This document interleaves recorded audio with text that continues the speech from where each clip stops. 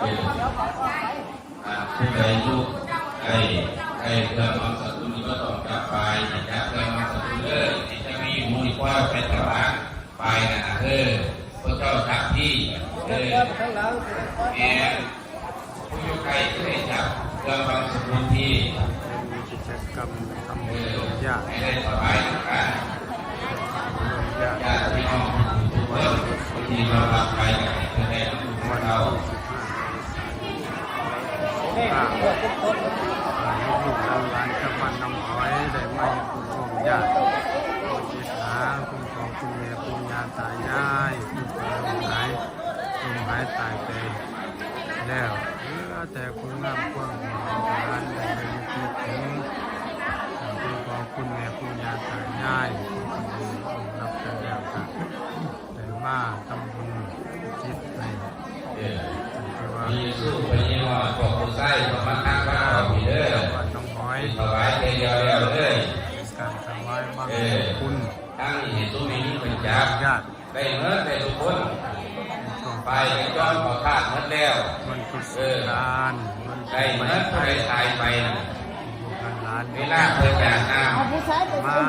ให้นึกถึงตายกำลังจะมาเอาประสงค์ญาติพี่น้องที่มารับไปสิบแรกมีการถวายเอามาจับมาขอซอยกันได้ไม่ยิงเขามาก็ได้นี่คือว่าคุณพี่ที่ว่านั่นโอ้ย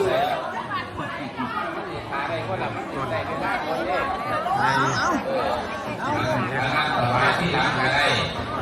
เพราะว่าเวลาโชว์ที่ถือว่ามียืนยาวเอามาไปแล้วไปเพื่อทำให้เราตั้งจิตตั้งใจตั้งนะโมพร้อมกันนะโมตัสสะภะคะวะโตอะระหะโตสัมมาสัมพุทธัสสะนะโมตัสสะภะคะวะโตอะระหะโตสัมมาสัมพุทธัสสะนะโมตัสสะภะคะวะโตอะระหะโตสัมมาสัมพุทธัสสะอิมานิมาจังคันเตบังสุกุลังมาตะกะคัตตานิสัพพะริวารานิภิกขุสังคัสสะโอโนจยามา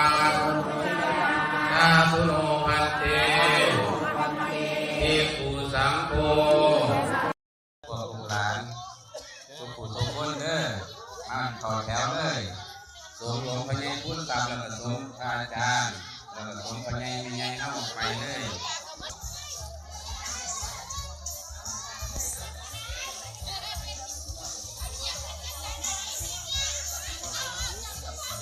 แล้วพี่น้องก็ทรงหลวงพ่อพุทธศักดิ์ก่อนนะครับหลวงพ่อพุทธศักดิ์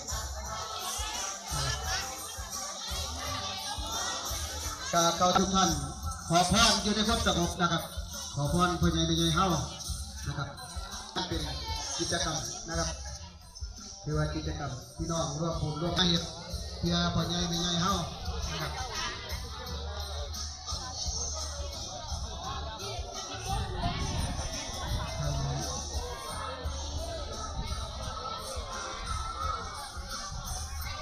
พี่น้องเฮาผู้ใดอยากเป็นใหญ่ก็สงฆ์ท่านกินอันดับหนึ่งของกำนันในอำเภอแวงน้อยเฮานะครับขอพรจากเพื่อนต่อได้นะครับช่วงนี้ก็ขอขมาลาโทษพ่อใหญ่แม่ใหญ่เฮาผู้เป็นพ่อเป็นแม่นะครับหรือว่าพี่น้องมีส่วนร่วมนะครับในงานจัดงานนี้ถ้าบ่มีพี่น้องก็บ่ได้จัดงานจักสี่ขึ้นกันนะครับ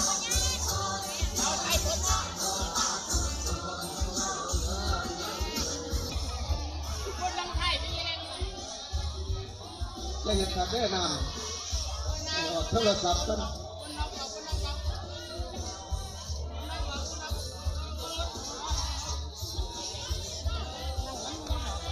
ทำไงเอาทำไงมีความสุขสุขถอดรองเท้านี่ถอดรองเท้าเขาเป็นการเข้าลงเทิน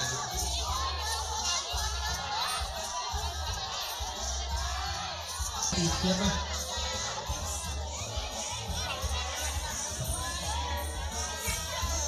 ครับนะครับเราเห็นจะตีสุตีสุตีสุดา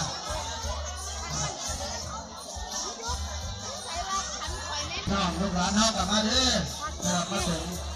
โดยพอเพื่อนทราบแล้วกับหลวงพ่อแม่เจ้าตัวที่อยู่วัดปฏิบัติธรรมให้ฟังมาจะจับนะครับสัมภาษณ์ในเรื่องอะไรเช่นมาทุกคนนะครับอายุ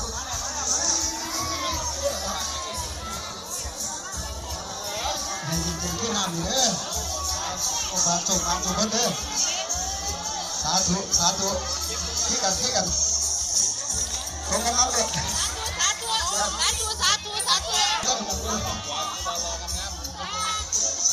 อย่าเรียกพี่น้องมาขอพรจากพ่อใหญ่แม่ใหญ่เขา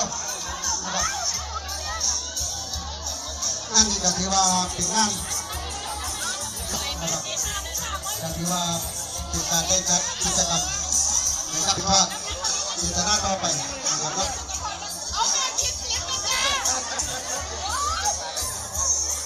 ผู้ใดไม่ได้ส่งหลวงพ่อพุทธกับนะครับแล้วก็มาส่งพระพุทธเจ้านะครับ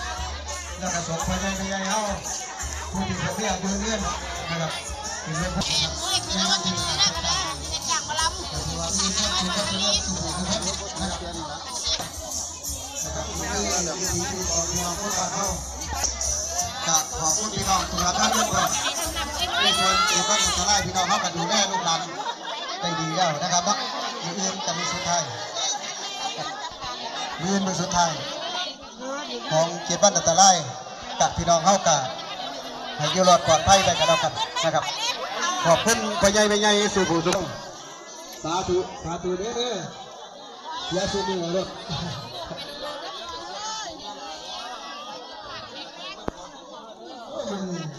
มีคนสุขอีมาบัดเพื่อมีดีใจพี่น้องพี่น้อง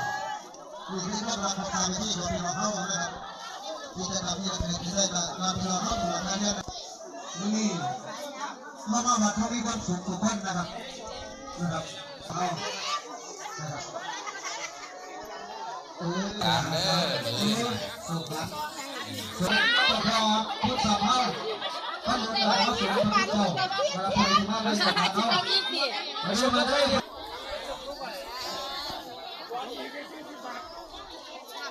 หลวงพ่อพุทธศักดิ์สุขพระพุทธเจ้าสุขพระเยซูใหญ่เขาขอพรเอาเด้อพี่น้องยืนกับพระหายสามกับสามเปียกยืนกันไปที่เรากำลังมาสงกรานต์และรดน้ำขอพรผู้สูงอายุประจำปีพศ 2569 ณ กำนันประพลทองกบนะครับกำนันตำบลน้อยประธานชมรมกำนันผู้ใหญ่บ้านอำเภอแวงน้อยมีใหญ่เฮากรุณาถอดหมวกนี่เด้อเ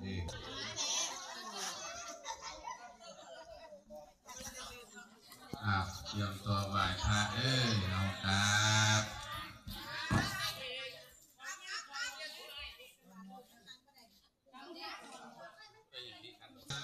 ตังพุทธังอภิปุชยามะอิมินาสมังอภิปุชยามะอิมินาสกาเลนะตังสังฆังอภิปุชยามะตามิสุปฏิปันโนภะคะวะโตสาวกสังโฆสังฆังนามาว่าตามเด้อผู้เป็นลูกเป็นหลานพวกพ่อใหญ่แม่ใหญ่กันให้พนมมือขึ้นไว้กายกรรมังมโนกรรมังอโหสิกรรมังสัพพะปาปังวินาศด้วยกายก็ดีด้วยวาจาก็ดีด้วยเจตนาก็ดีไม่ได้เจตนาก็ดีขอให้คุณพ่อคุณแม่จงอ สิกรรมให้กับข้าพเจ้าด้วยเถิดมาตังสัพพังอัปปลาทังธรรมทุโนพันเตมาตาปิตะเลปมาเทนะภวารตเยนักมาตาปิตะเลปมาเทนะภวารตเยนักตังสัพพัง